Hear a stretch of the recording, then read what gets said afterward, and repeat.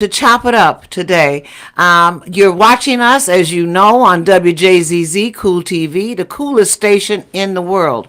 You can watch us, listen to us, record us, subscribe. Tell us what you think on any and all social media platforms, including YouTube, Facebook, everything that you can possibly think of. I'm not as good with social media platforms as a lot of people, but today my guest is a very distinguished man from the city of Detroit.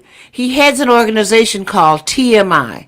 Now, all of us generally would think that the words TMI mean too much information. For this gentleman, Mr. John Cromer, TMI means too much incarceration. Isn't that interesting? So I want you to listen to him, pay attention to what he's got to say today, because he's a dynamic young brother. Hello, John. Good to see you today. Hi. Good morning, Linda. Thank you so much for this invitation. Thank you so much for the opportunity to come out and to talk to you this morning. Well, it's great seeing you. There's so much going on in the community right now. As you know, I'm a police commissioner for the city of Detroit. So I get the crime stats and crime data every single week for that week, year to date to this point this year, from year to date 2021. So what we've seen is an increase. Overall, crime is down in Detroit. But we've seen an increase in certain what we call Part 1 crimes, which are murder, assault with a deadly weapon, certainly rape, and I didn't bring my stats. I could tell you them all. But, I mean, the serious crimes that are serious felonies. For your information, things like burglaries, things like that.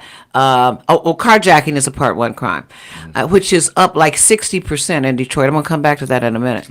But for Part 2 crimes, you're looking at things like, breaking and entering, those sort of soft crimes which don't really involve people, but may involve property, vandalism, that kind of stuff. But there's been an increase, certainly in assaultive crimes related to guns. So I'd like your take on that before you even talk about TMI, because you have an interesting history. You're now a very prominent businessman who was just honored by Governor Whitmer at the famous Fox Theater. So you have but previous to that, you had other issues.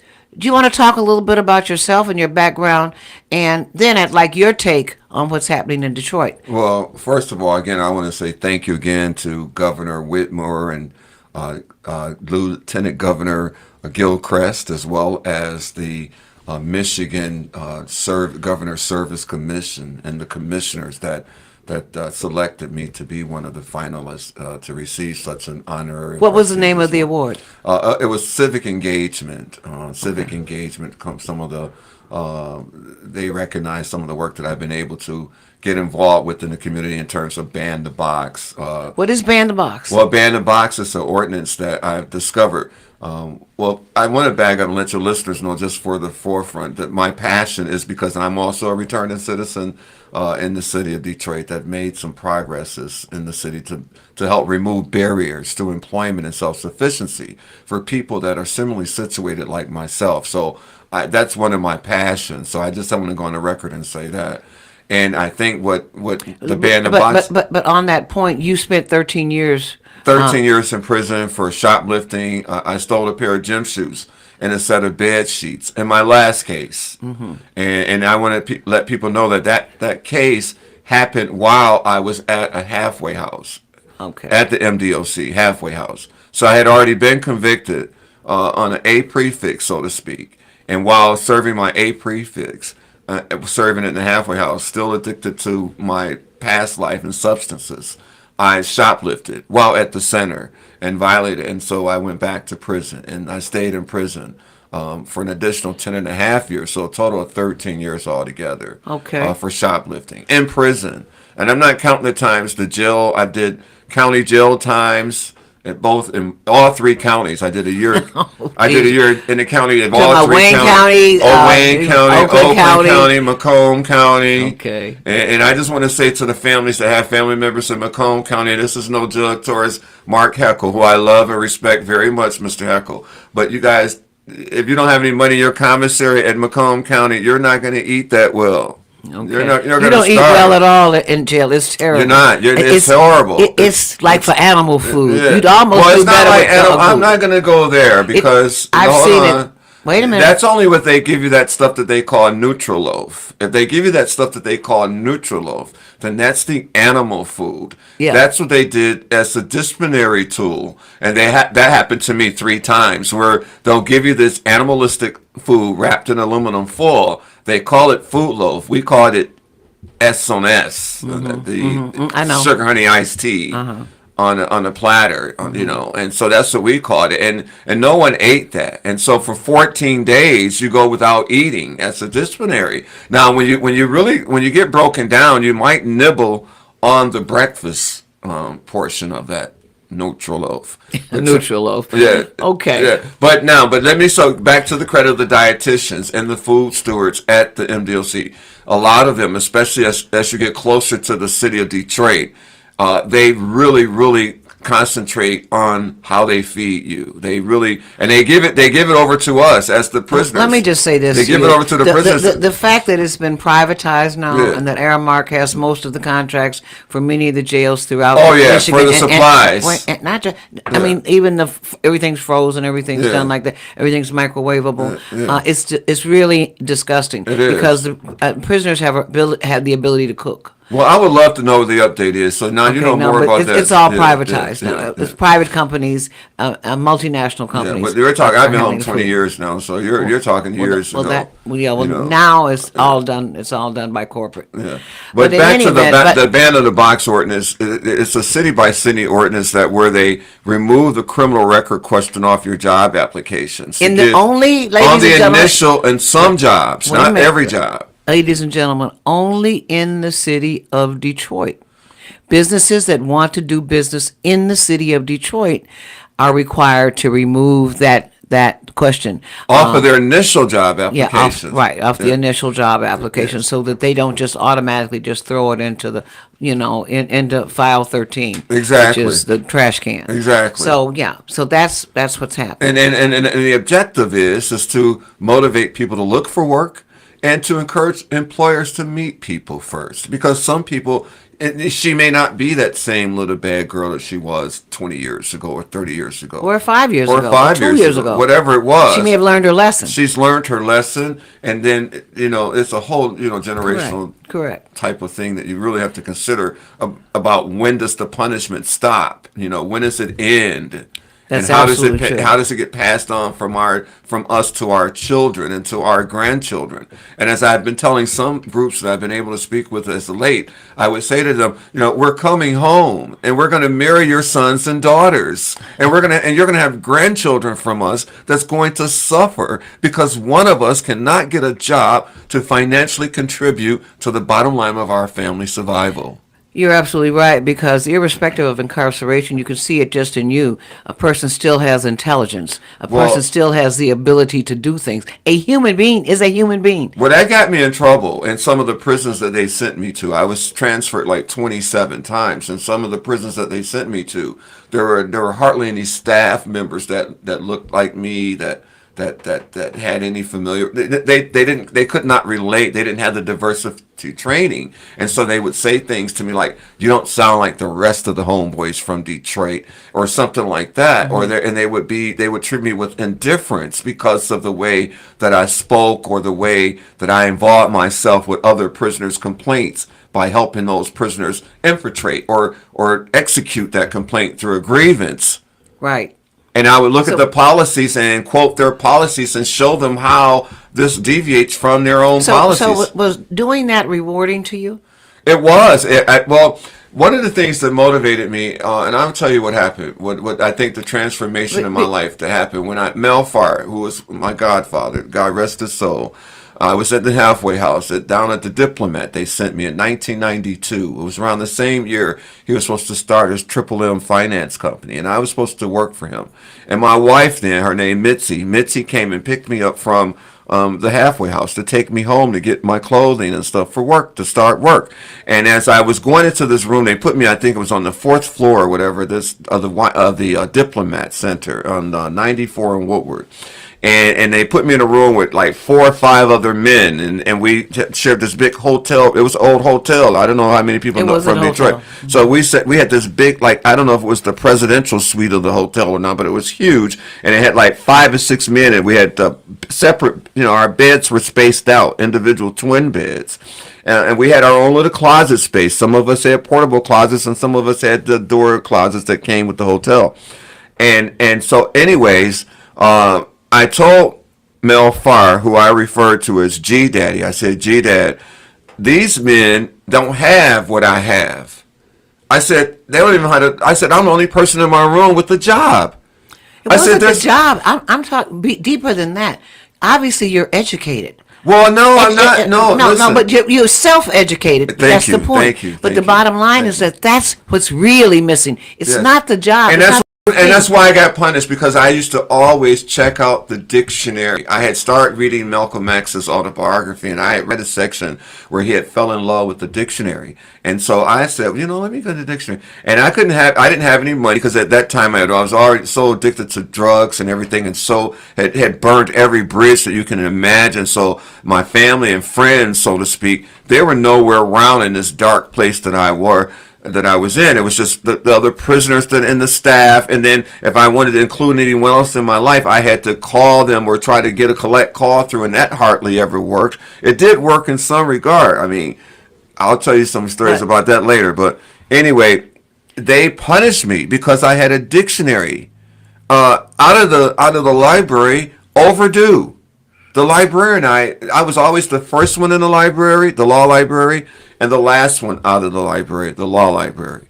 And the lady, I think her name was Miss Mooney, she and I would always have confrontation about, come on, Mr. Cromer, let's go. It's time to go, Mr. Cromer. And I'm rushing. Okay, come on, I'm coming. And she and I had that it was starting to rip because she was getting frustrated with me not respecting her time, I believe. And so one day, as rightfully so. Well, okay. Well, but I'm in prison. Where else do I have to go? Well, she has a job and she has a family. Yeah, that's true. She didn't put you in prison. That's not true. her fault. And now that I see that now, but as you're talking about at the time, at the time you're thinking I'm in prison, a law library. Mm-hmm. If you got to go get somebody else to sit in that chair, because we're here in prison, that's the way I felt.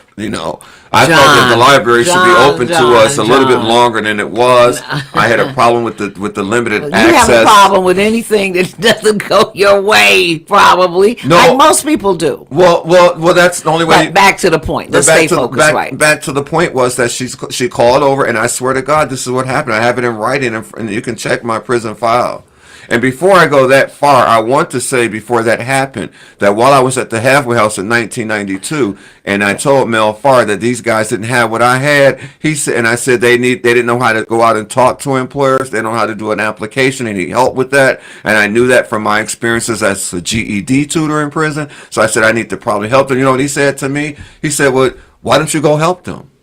He said you're there with them. But John, that's axiomatic, and that's obvious.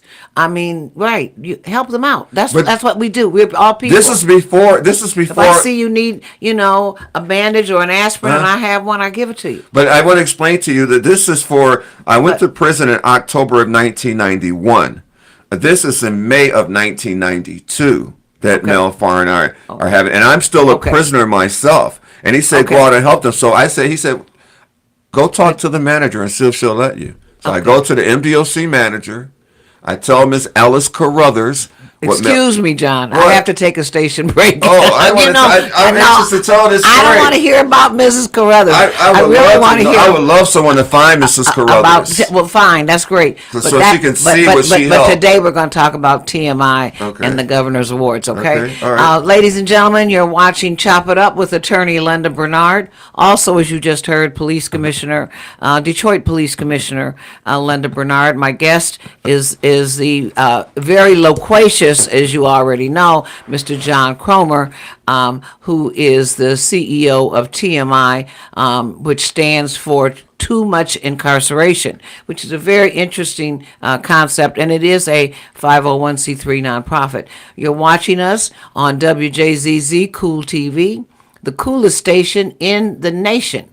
And the world, pardon me. Really, it's the world, because you can watch us in Africa and anywhere in the world, Western Europe. You can watch us on YouTube, Facebook, Twitch, Twitter, every single social media platform. I urge you to do so and let us know what you think. Again, my guest again was Mr. John Cromer. We're talking today about two things, really. One about this concept of crime and the proliferation of crime, which is on everyone's mind these days. Seems to be sort of like a national wave. Many people think it's related to COVID, of increased criminal activity. And we're talking also about what about people who are, quote, now we call returning citizens, and the opportunities available to them. What's TMI doing with respect to trying to provide opportunities for for returning citizens? Well, besides obviously getting the word out and educating people about the transformation part of from prison back into the community, we're also applying for different opportunities through grant funding opportunities. We responded very aggressively to an opportunity with the federal government, the Department of Labor, through a federal grant, responding to gun violence. There is a call to have engage our young people and give them a sense of direction that keeps them out of trouble in the first place. So the goal is to do that through a number of ways, and some of those ways are through work experiences, paid and unpaid work experiences, volunteerisms, and more importantly, mentorship. But John, but this just with you cell time. Let's deal with issues from the root. What makes kids decide to carry guns or shoot people? I mean, let's deal with before we ever get to the after effect, which is going to jail and becoming, having a felony on your record. Okay. What's the motivating factor? Fear. Why do you say fear? Fear. You have listen. If you're talking about someone in my position, or not your position, no, I'm not, talking about other kids. From my perspective, as a kid growing up in a family of a large family, and seeing other children play with guns and seeing that happen, it was foreign in my house. And my dad retired from the Army, and he had guns. But my brothers and sisters, we didn't see those guns. We were lucky to see my dad's guns. Okay. But when it comes to the peer pressure of the gun, the kids feel fear that they're going to get their shoes taken. They feel that this is the way they're going to have to protect themselves. You understand that these kids nowadays, when you find your girlfriend cheating with the guy on the football team, you fought that guy in the hallway. Now you're going to go home and get your mother's gun and come back and shoot the guy. There's a different concept. We praise guns, we glorified these guns, and gave these children and these young people this fascination with guns that they feel that there's no more fist. It's now just load the gun. Well, they are fascinated, and the movies do it. The books do it. The video games are all violent. And gun owners are doing it more. Gun owners are doing it more than the movies. Gun owners need to lock their guns up and stop being so irresponsible with your gun. To stop blaming the kids for finding your gun. If you're at work and your gun is out, you don't leave your gun out on the table. I'm sorry, you just don't do that. I agree with that. That's just pure unadulterated ignorance and irresponsible and negligence. Absolutely. But for kids to decide to take a gun out of the house, they know the gun is there, and do something to somebody, or shoot at people, or what is causing this rash of gun violence? Oh my gosh, Not just the parents leaving their gun out. That's separate. There are some games, some downloaded apps on some of these phones, and I don't know, I've caught my child watching it and I banned it from his phone. I think it's called Squid Game or something like that. What is that? It's some type of, I don't know what it is. It's some type of Squid Game. It's electronic, what we used to call Atari games, if they would. And they're blowing each other's heads off. Boom, and you see the ink, the red ink, the blood blowing out the back of this person's head. What's the name of this It's game? called Squid Games. SQUID? I think that's a Squid. Yeah, Yeah, SQID Games. Okay, ladies and gentlemen, be sure to check all your kids and all your nephews and nieces and make sure that they don't have. Oh my! this- It scared me. I didn't it- sleep for a couple of days when I caught my son watching it. You have it on your cell phone. It's on his cell phone. Yeah, the kids can download it on their cell phones. Parents need to scan their children's phones and their games. Okay. Monitor the games that they're playing because those games are mind conditioning. Yes, they are. That's okay. They're telling that's okay. That's what happens. If I shoot him, that'll just teach him a lesson. Now he won't mess with me anymore. But no, exactly, he won't mess with me anymore because he won't be here anymore. But kids think that he's going to get back up like he does in the Squid Game. But his head just got blown off a minute ago. And all the characters look alike, so you don't know who you just killed because they all look alike. Mm-hmm. They all have square heads, and there's dark ones and light ones. And it's kind of like the black ones killing the white ones. It's really crazy. So it's also racist. It's also teaching racism and division, dissension. Absolutely. So that's one cause. And so every parent and every aunt, uncle, any big sister, and big brother, they need to look at people's cell phones and make sure that those games aren't on. Yeah. Okay. Take my son's cell phone from him, and I go through it. Okay. I go through I look for the pictures, I look at the videos, I look at his past history. I do that for my son. Now, when he gets old enough, like some of our teenagers are, to delete their histories and things like that, that's another thing that parents can never catch up on.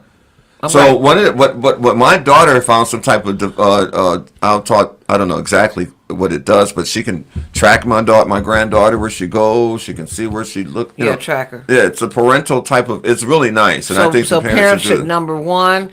Go through the cell phone. Go through it. Put the tracking device. Track it. Okay. Yeah. Now, but in terms of it's like cleaning her room back in the day. When parents used to, my mom would clean our room to look for drugs and paraphernalia in the house. Mm-hmm. You have to do that through your kid's cell phone. And obviously for their room too, for the drug paraphernalia and all that stuff. And especially if you don't want roaches and mice. Yeah, but on the real side, you don't want so the privacy issues aren't an important issue for you, or should not be an important issue for parents. Is that what you're saying? Well, you can't go in my room, you can't read my diary, you can't. Oh, yes, you can. You can't go through my things. Yes, all of you that. can. In my house, that's become you the can. mantra now for youth in many senses. I know, and my son had even said that to me at 7 years old. Dad, this is my phone. No, it's my. I pay the bill. It's my phone. Okay. I'm letting you use it. In fact, that's my room. You're using it till you're 18. That's my room. And if you want to use it after you're 18, you're going to pay rent or move out. So I let them know who's in charge here in my house. So that's what you urge parents. Okay, but in terms of the kids that are on the street, I mean, young boys that I see, at the gas stations and doing all the stuff that they're doing, and you've seen it too through the Green Light Project, because our video, the Detroit Police Department's video Green Light division, of course, catches criminal. They actually videotape them in the act of committing a crime. Mm-hmm. But what's driving them to shoot people in cars on the freeway and just murder people? I mean, shoot into a house where there's a party. Yes, it's awful. I mean, what is the we need with youth today from your perspective as a young man who went sideways?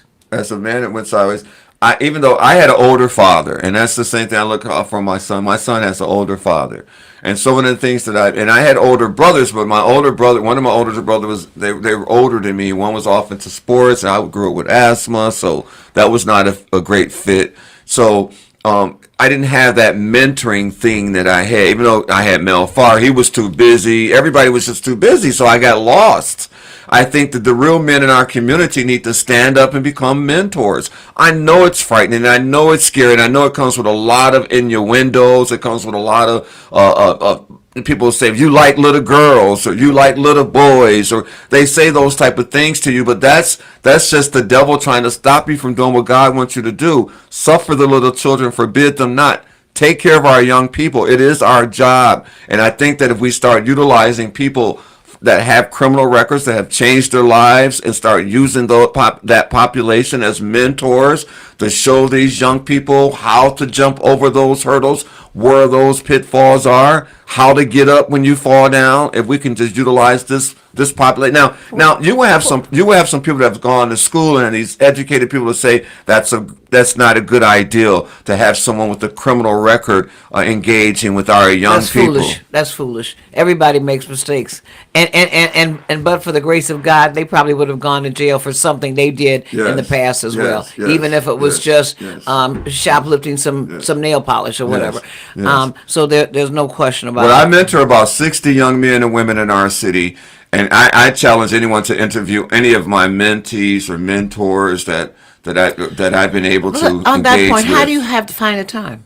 Well, because there's text. With today's technology, it's easy. I mean, just a simple text message. Just if my mentees want to see me physically, and we want to sit down and really have a meeting, we meet at Nikki's downtown on Wednesdays. Everything is half off, so that's our mentoring spot. If we ever want to get together like that. Now, if it's a personal issue or something like that, one-on-one, I find time for my guys. These and my young ladies. These are my sons and daughters. They're my sons, not my SONs, but my SUNs. And I tell them they make me That's shine. a very good thing. They're my sons. They make me shine, I tell them. And I tell them every day that their success is my success. And my success is their success. So we have to work together to be successful so we can always shine that light on each other. How do you a lot of the gun violence is by kids under 21. Yeah. Most of it in Detroit. Most of the more recent killings have been by young people. One, how do they get guns? And two, how do we alleviate, in your opinion, this dilemma? Well, there's a number of ways. I have a whole list when it comes to addressing gun control. And one of the things that if I had to make one change that I can make, if the Congress called and said, Mr. Cromer, we're going to give you one change of the crime of the gun control laws here in this country, what would it be? And I would say, well, let's look at the Second Amendment. Why don't we give the Second Amendment back to non-violent offenders? Okay, so your position is that people who are convicted of a felony That's non-violent. Did not involve any guns, no assaults, like drugs, none of that. drugs, No or drugs, theft, no. or something like that didn't involve a weapon. Like a robbery that didn't involve if they shoplifted or if they sold some weed or whatever with no gun. Took your computer out your car. Yeah, something whatever. petty like that. Non-violent crimes. Okay, don't give them back their Second Amendment rights? And there's a number. And I'm going to tell you why. Why do they? Why would you do that? Why do you need a gun? I don't have a gun. Well, you don't. Before we get to that, ladies and gentlemen, you're watching Chop It Up with attorney Linda Bernard. We're delighted to have you visit us today and be here with us today. My guest is Mr. John Cromer, as you heard earlier, a returning citizen, but also the founder of TMI, Too Much Incarceration. You're watching us on WJZZ Cool TV, the coolest station in the world. You can watch us, listen to us, comment, let us know what you think through Facebook, YouTube, Twitch, Twitter, all of the social media platforms. Okay. Come back to your point. Okay. The reason you would want to give non-violent offenders the Second Amendment rights to carry a gun is there's a lot of us. We get out of prison and we turn our lives around. We get businesses, we get homes, we get families. No question. And I've hired a former FBI agent with a felony. I started a program that worked with ex-offenders. Now here's this returning citizen. She started a car wash. It's the best car wash in the city, and everybody knows she's been to prison. It's been all over the news. Everybody that know her personally knows she used to be a drug dealer, whatever. She did her time. She can't carry a gun or whatever. Or she's shoplifted. She used to be a booster. It's a new chapter in her life. It's a new chapter in her life. She's but now, a human being. Yeah, but now she's going to the bank at $5,000 every hour. She's going to drop into the bank cash. And she can't carry a gun. And she can't carry a gun to protect herself or her business. That's correct. Now she can hire an armored truck. She can hire that armored truck to come to get her money and take it to the bank for her. But that makes no sense. That only brings attraction to her business. What is she doing needing an armored truck over there? Let's go get her tomorrow before that armored truck get there. It's not that. It's that the law says a felon cannot be in possession of a weapon. Well, that I don't think that's fair. And, I think it should. and that goes should for be more embezzlement, defined. from embezzlement, Yes. you know, or No. a computer Yeah. crime, No. or any kind of crime. No, and that's where I disagree. I think that it should only be restricted. That right there may be able to curve some of this gun Because you think law you or think gun violations, or gun crimes. that felons could really assist the community in terms of public safety. Well, what I'm saying to you, as a society, we need to stop being ignorant. There's no I way. agree with that. There's no way we're going to be able to stop Joe from carrying that gun when he's making $5,000 every hour. He's going to find a way to have a gun, even if it's locked in his safe in his office. He's going to have a gun to protect his business, and it's ignorant of us, of a society, to think otherwise. But what people are concerned about now is gun violence violence against innocent people. I mean, people who shoot other people. You don't solve an argument with the gun. Now, my nephew just got his gun license. He's told me, Uncle, just 3 days ago, I'm going to the gun range to learn how to use my gun. He explained to me that his car went down one day, and he and his girlfriend were walking to the store, and one of the neighbors has a pit bull who the gate was open, and the pit bull almost got out of the gate, and he pulled his gun and held it to the side and clicked it, put the bullet in the chamber and clicked it. At that time, he heard the neighbor say to his dog, "Hey," and ran and shut the gate or whatever. And I reprimanded my nephew. I said, "How irresponsible of you as a gun owner." I said, to pull your gun out, and you said the dog was about to come out the gate. I said, that would have got you arrested, and that should have got your gun taken from you. Because that dog was not, just because he was about to come out the gate, does not give you the right to pull that gun. And that's where a lot of our, I believe, no disrespect to our police officers. About people shooting dogs, John. We're concerned. Well, I am, because our police chief, who I really love and respect very much, Chief White, said the only thing he ever shot was a dog. Well, wait, but let me good for him. Okay. But the bottom line is, we are concerned about the shooting of people. And why don't you focus on the issue that I'm asking you about? I'm concerned about crimes that are being committed that involve violence against people. Okay. Those things need to be addressed. Those are moral issues. There's a lot of mental health going on in those regards too. I mean, you don't solve an argument with the gun. You don't take a gun to a fist fight. You just don't do those things. Now, there's a lot of mental illness, and unfortunately, a lot of that mental illness is being unchecked when it's time to get a license to get a gun. Wait, beyond, and not even most of the gun crimes that happens with guns are by people who don't have a license for a gun. So we're not talking about legal gun owners. That's not the problem. Oh, okay. Legal then it's back to owners giving them the Second Amendment. No, it's not the Second Amendment either to me. I think it's really poverty and deprivation. What I see is what you saw in prison. You saw men that could not read, write, spell, or count. I mean, they couldn't write a paragraph on Mother's Day. No. Something that simple.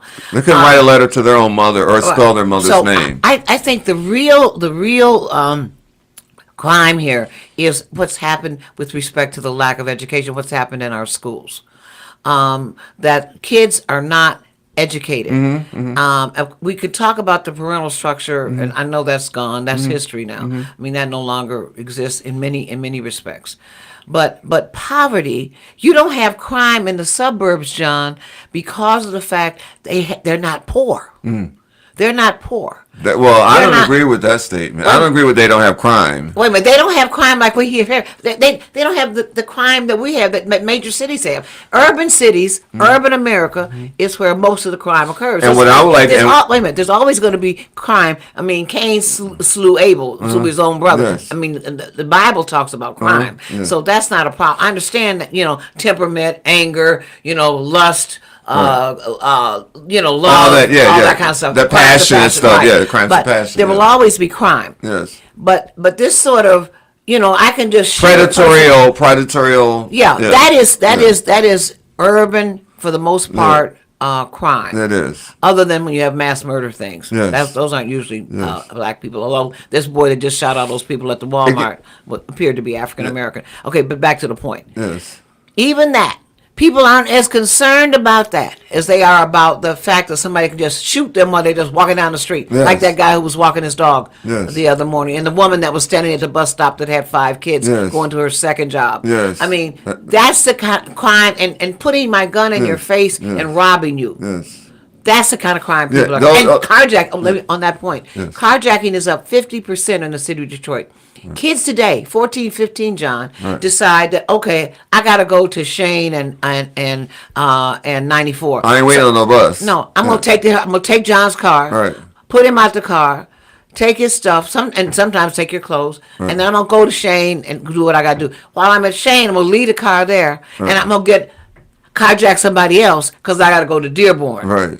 I mean, these are young people Right. that are doing this in the city of Detroit. It's terrorizing the community. Right, right, and it's being shadowed because there are these other driving assistant type of companies, Lyft and Uber and all these other type of Those things. guys is are getting. given- They don't even want to come into the city. They don't want to come into the city because they fear this. Other than downtown. But that's another statistic that I'm anxious to look at is to see how many of the people that commit crimes in Detroit are actually Detroit residents. Well, that we can easily figure that out You know, because everybody that's- has an address when because- you're arrested. yeah. But I was at the jail yesterday. But as an attorney. But the problem is, how do we get kids to stop dealing with guns? There are too many guns. I know that already. Yes. And I have an initiative to do a gun buyback on that. Education, like you said, and awareness, going out and speaking to the kids and having them hear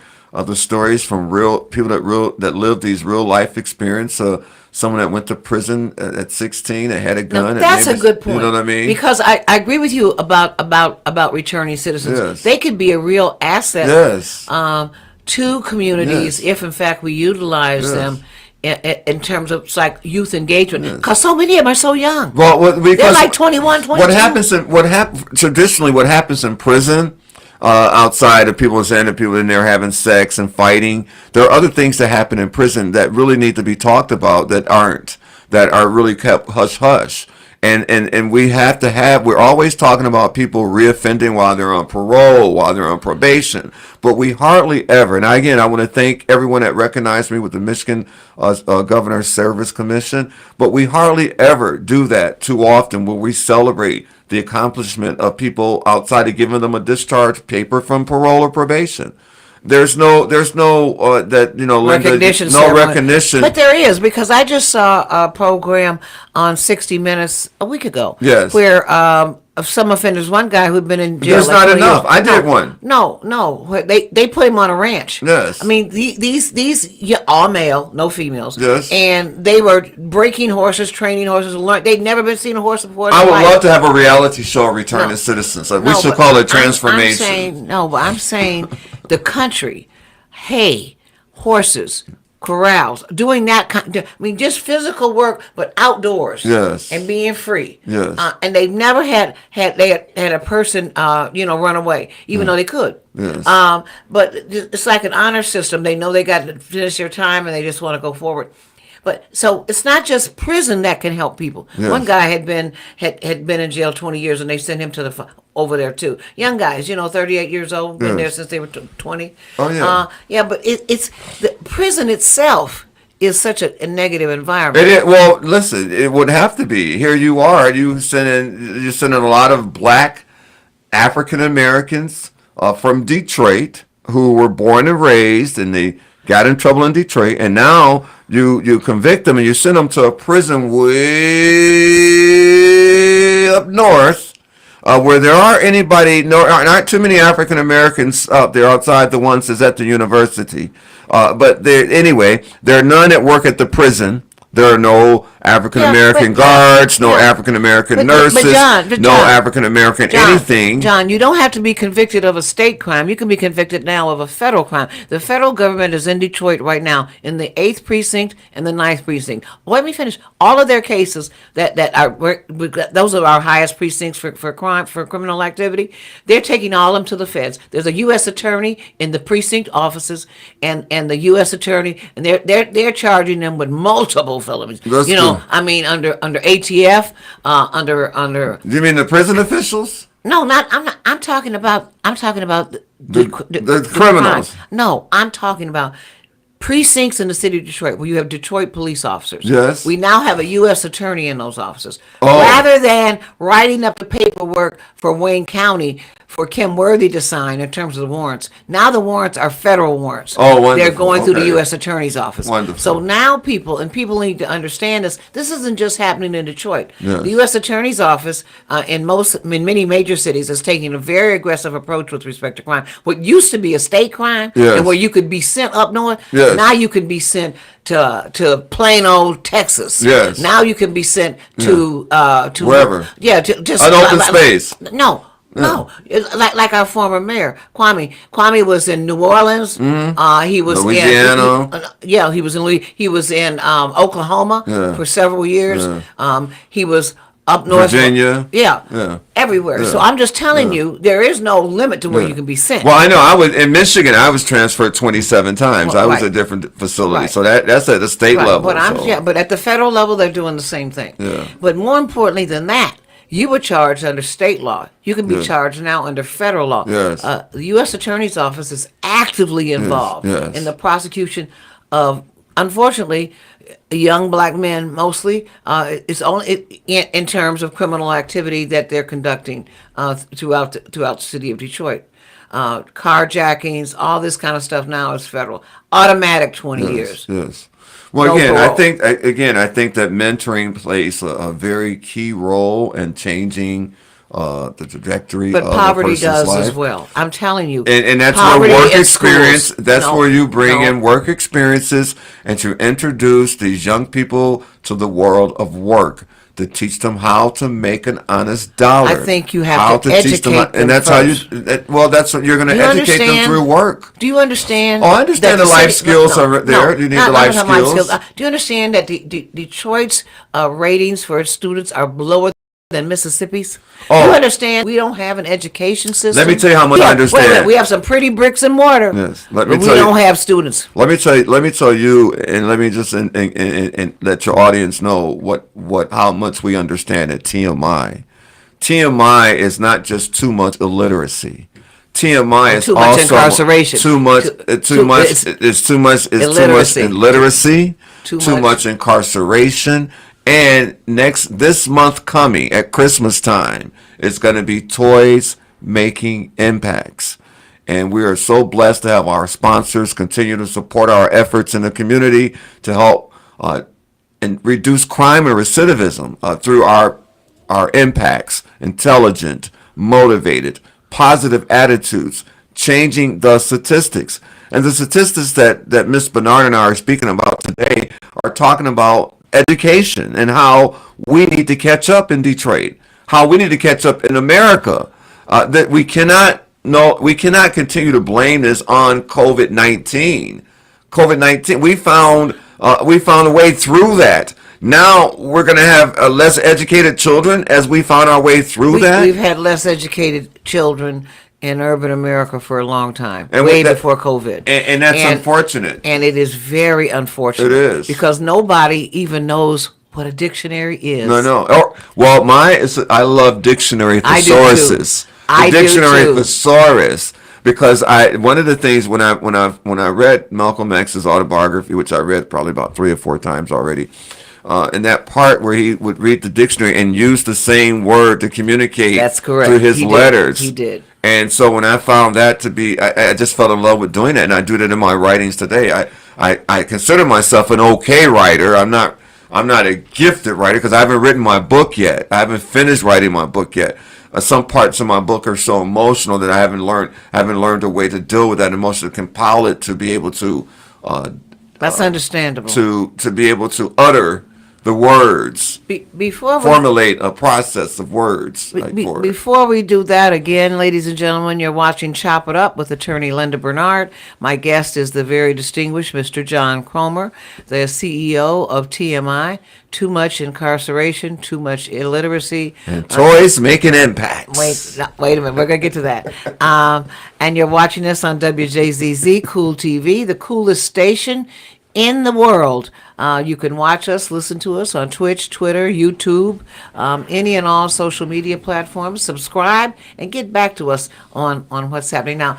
Because this is our last segment, John. Yes. Let's talk about what TMI and Toys Making an Impact is and what it's about. Well, I grew up in a family with 13 brothers and sisters. I have 6 sisters and 7 brothers, and so we had things, but we didn't have what other families had, and so I don't want any other child to experience. I've discovered why I developed kleptomania and why I started shoplifting and started doing the things that I did.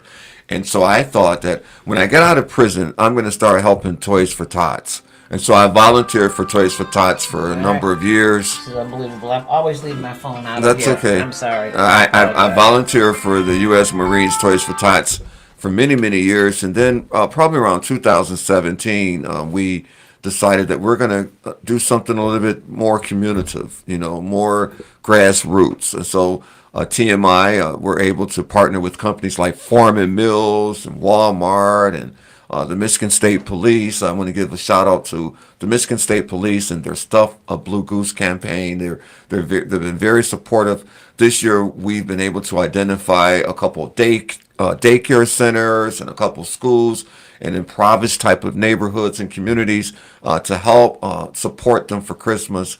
Registration actually ends today at 6 o'clock over at the Tower Center Mall there on Grand River and Greenfield. So if there's any listeners, can't they call in and register? No, we don't have a call-in capability for that. So, however, what they can is go to this our event? website. They can go to our website at Okay. TMI, www.tmidetroit.org, and they can contact us through that, and they can do that until midnight tonight. So if they have any listeners that are listening tonight, www.detroit. TMI. Wait a minute, Detroit. No, just TMI Detroit. Oh, TMI Yeah, Detroit. TMI Detroit. Okay. .com. .org. It's a .org.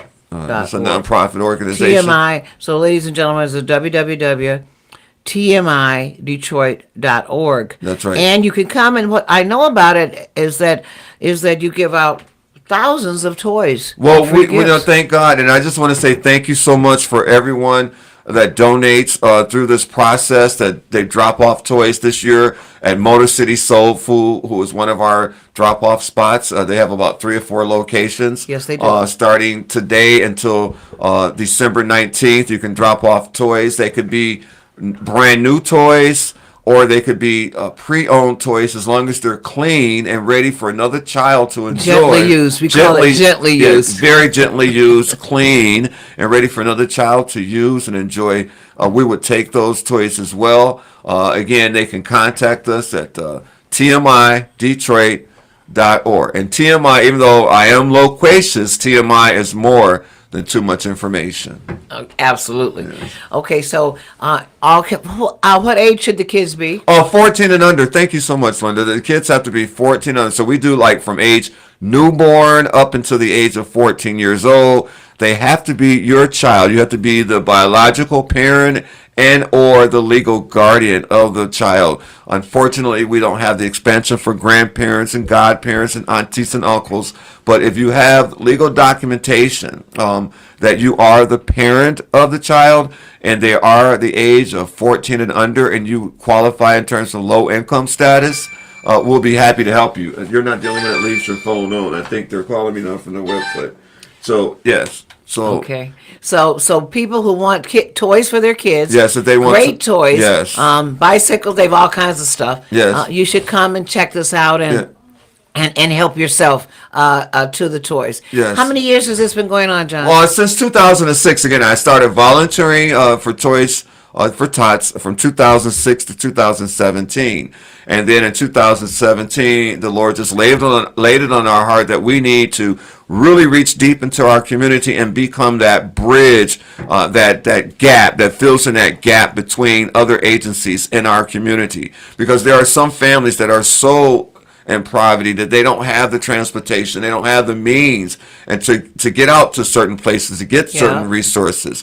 So we want to bring the resources to our families in the city. What day is this event? Well, we're planning tentatively for December the 22nd at the Tower Center Mall from 3 to 8. However, we're collecting toys now until December the 19th. So we need a whole lot of toys because we have at least 500 or 600 kids that have already registered, and registration ends today. So we're looking for maybe another 500 kids, maybe 1,100 kids in total this year. From 3 to 8, that's Yes. when the event will occur. You Yes, think from it'll 3 be to 8. December the Yes, 22nd? it is mandatory registration, so your audience must know it is mandatory registration, so we understand the age of your child Right. and all the so you can- demographics. and so you can plan properly. So You we can can't- plan properly and understand. We want to make sure that we vet out the population and be able to help the families that really need our help.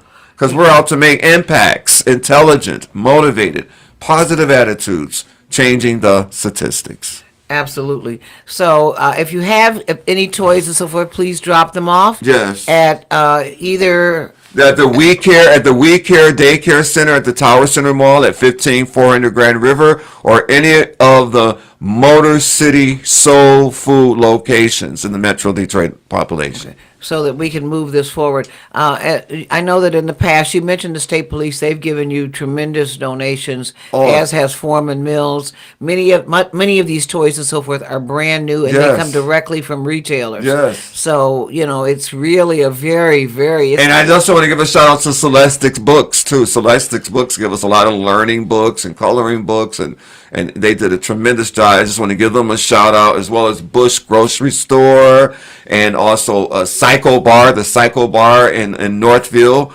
Shout out to them.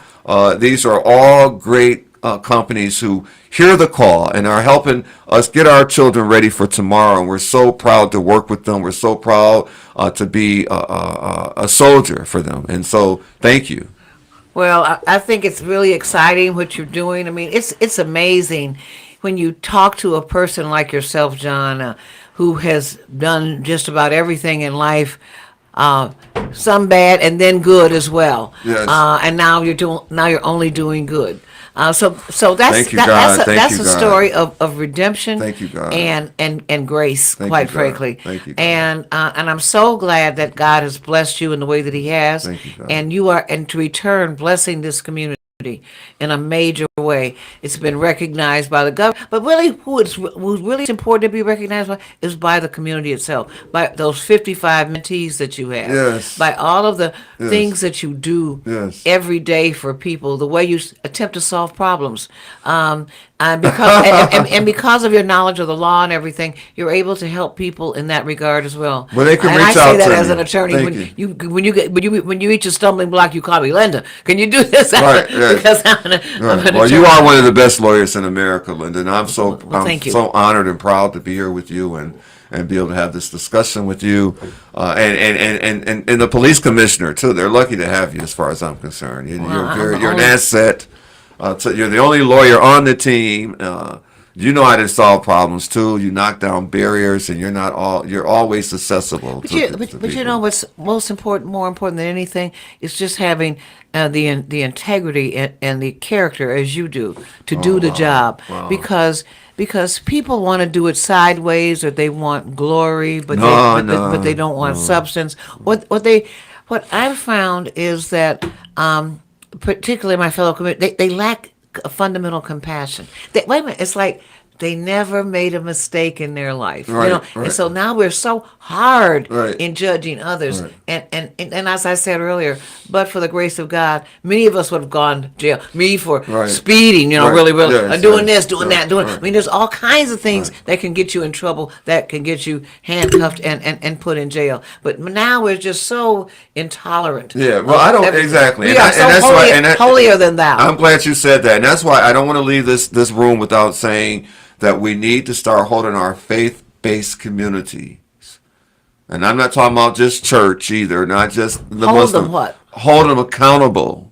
Hold them accountable to be able to do some of these social things that we need done, to be able to reach some of these But families. in reality, John, the number of people that are going to church now in America is less than 50%. Well, I'm not talking about church. We're not Well, I'm just talking saying, again. wait a minute, faith-based means that there is a community of faithful to There is. something. Let me tell you.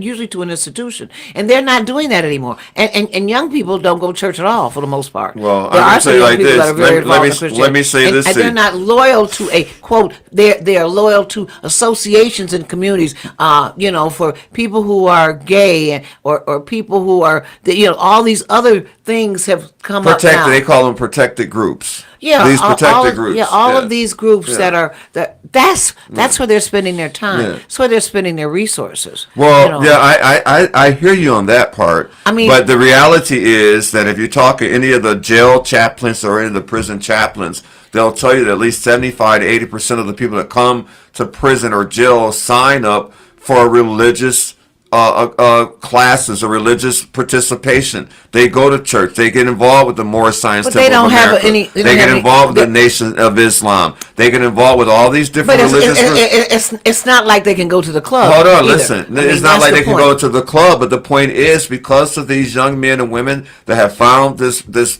need to find themselves engaged in some type of religious group, we need to hold these groups out here in the free world accountable to create a mentoring program and mentoring programs for people like that. Okay. I'm only here because of Hartford Memorial Baptist Church's mentoring program. On that note, we're got in terms of organizations being available and for mentoring and being involved with the community, we're going to close this segment. I'd like to thank my listening audience. Please let us know what you think. Yes. You can reach us, as I said earlier, on Twitch, Twitter, YouTube, all of the social media platforms. You're watching Chop It Up with attorney Linda Bernard on WJZZ, the coolest station in the world.